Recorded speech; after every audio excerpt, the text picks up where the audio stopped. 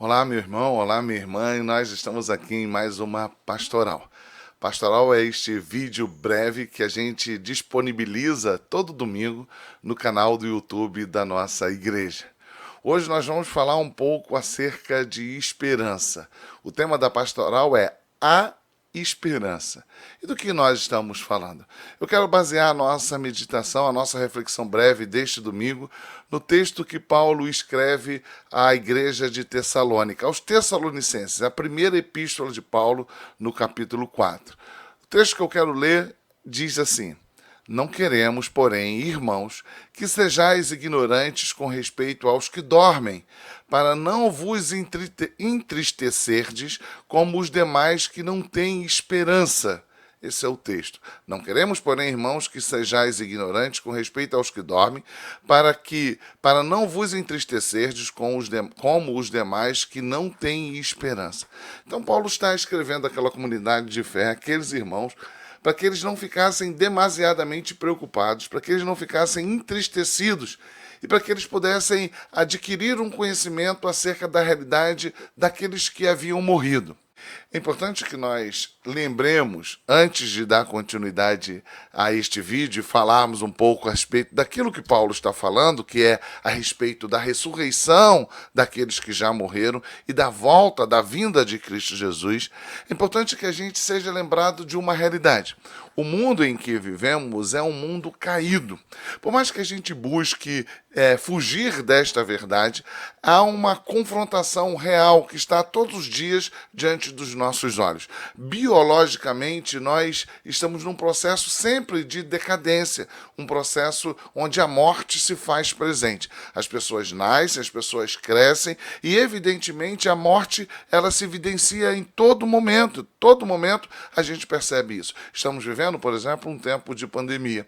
E quantas pessoas já morreram por conta da pandemia? Mas eu quero dizer que essa é uma realidade presente desde a queda, desde que o homem experimentou a desobediência e foi afastado da presença de Deus. A Bíblia diz que o salário do pecado é a morte.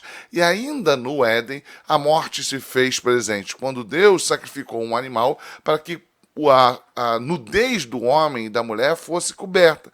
O texto segue, a gente vai ver que na sequência daquela narrativa, um irmão matou outro irmão. Caim tira a vida do seu irmão Abel.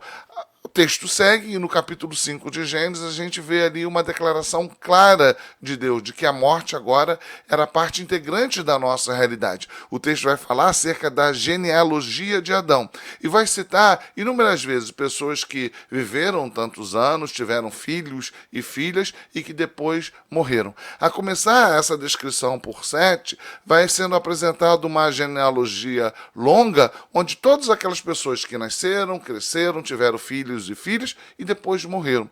Fica claro que a narrativa no capítulo 5 de Gênesis é para que fique evidenciado que a morte agora era parte integrante da nossa realidade. Quando vemos o capítulo 6, 7, 8, 9, quando fala acerca do dilúvio, o que temos, com exceção da família de Noé, é que a morte foi superabundante. A morte alcançou toda a face da terra por meio do dilúvio. Mas em meio a esta realidade de um mundo caído, de uma presença contínua da morte entre nós, como sentença daquilo que nós passamos a experimentar por nossos pais Adão e Eva, Deus traz uma promessa, uma esperança de uma retomada da vida. Cristo Jesus é essa esperança. Em meio a esta realidade onde a morte ela está presente diante de nós em todo o tempo, há uma esperança. A esperança é Cristo Jesus, onde a vida pode suplantar, a vida pode superar a morte. Esta é a esperança que Deus comunicou aos homens. Essa é a esperança que a humanidade tanto busca. Cristo Jesus. Busca tentando negar a realidade de uma vida, de uma humanidade decaída. Decaída não só do ponto de vista biológico, onde a todo tempo vemos a nossa finitude e vemos a morte presente, mas decaída também do ponto de vista moral. E isso é parte constituinte da morte. Um padrão moral onde a perversidade e a corrupção humana sempre nos acompanha em todo tempo, em toda a sociedade. Vemos lá não só a realidade da morte biológica que nos segue, mas também uma realidade em qualquer sociedade e época de uma corrupção que está sempre presente, de uma maldade que está sempre revelada no nosso comportamento, nas nossas vontades. Por quê? Porque a morte, no sentido biológico, mas também moral, é parte integrante do que somos. E tanto para os aspectos biológicos como os aspectos morais que compõem o que somos, a esperança é Jesus Cristo.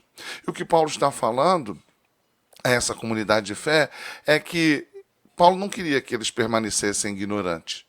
E Paulo, então, passa a falar acerca da vinda de Cristo Jesus, a esperança. Aquele que veio, que morreu na cruz do Calvário para que os nossos pecados fossem perdoados, mas também ressuscitou, vencendo ali a morte, o nosso último inimigo. Aquilo que nós estávamos sentenciados a viver. Quando Cristo morreu na cruz do Calvário, ele pagou pelos nossos pecados. E quando Cristo ressurge, quando Cristo ressurreto é revelado, ele mostra que nós passamos a ter direito à vida nele, por ele, pelos méritos dele. Então, Paulo vai dizer que não quer que eles fiquem nem ignorantes, nem entristecidos diante desta realidade comum que ainda vivemos. Mas haverá um tempo, um dia, onde Cristo Jesus voltará. E ele mesmo diz que apagará dos nossos olhos, limpará da nossa face as lágrimas, e não haverá mais dor nem sofrimento.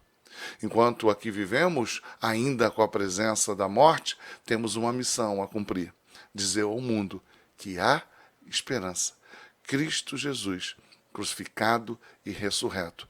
E assim como ele ressurgiu para viver eternamente, nós também seremos ressuscitados e viveremos com ele. Se você não conhece esse Cristo Jesus, passa a atentar, a compreender, passa a buscar em Deus a compreensão acerca desta realidade. Qual realidade? De que a morte é parte integrante da nossa vida.